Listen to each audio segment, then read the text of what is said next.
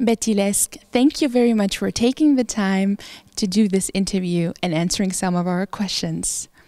We have come a long way in matters of internationalization of the curricula, but what are actually the next steps we need to take? You have indeed come a long way, and I think there are a number of directions you could take from here. But what I would first say is I would encourage you not to think you have to start all over again and find completely new and different things to do. Some of the things you're currently doing, you should continue to do. Extend them out to different groups of people.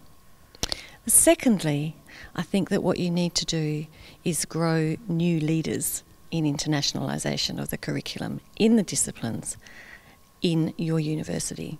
And you can do that by providing them with some leadership training, or even identifying some new people who are keen to come along, but maybe have been watching from the sidelines to see how it all works.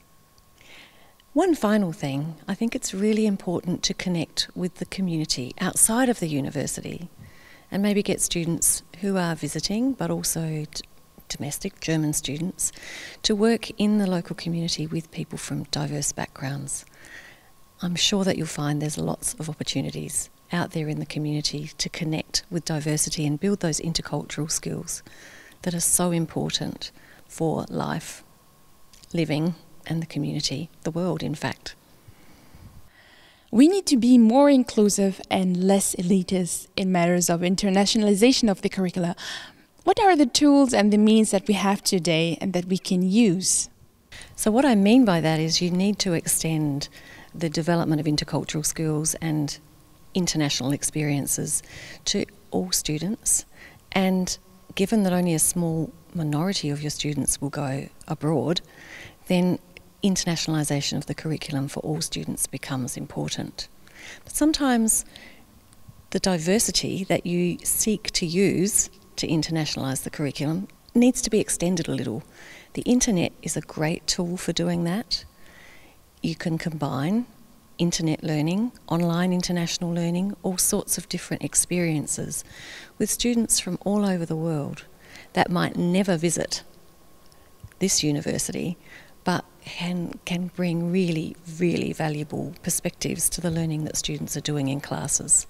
So that means connecting academic staff and teaching staff with other academics and teachers in really different parts of the world, maybe getting them to design some assessment tasks together or some learning tasks together, getting their students to interact on the internet and building from that. So the internet, a great tool. I think we've underused it, and that combined with the experiences in the university and in the community, you've got three big tools there: diversity in the community, in the classroom, and diversity around the world through the internet. What is your personal message to anyone or any institution that still has doubts about the impact and also the actual activity of internationalizing the curriculum? There are, I think, a couple of things people need to think about. First of all, talk to employers, talk to people who are going to be working with your graduates and see what skills they want them to have and how you might incorporate those as part of internationalisation of the curriculum.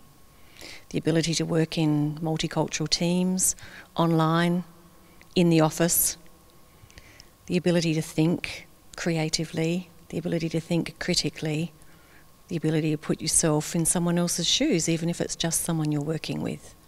Those are all the sorts of skills and capabilities that are related to internationalisation of the curriculum.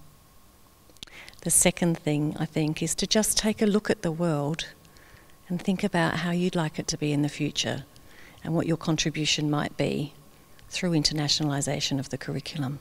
And if the answer to both of those questions is, I still don't think it's relevant, well, maybe it's not their job and not their turn.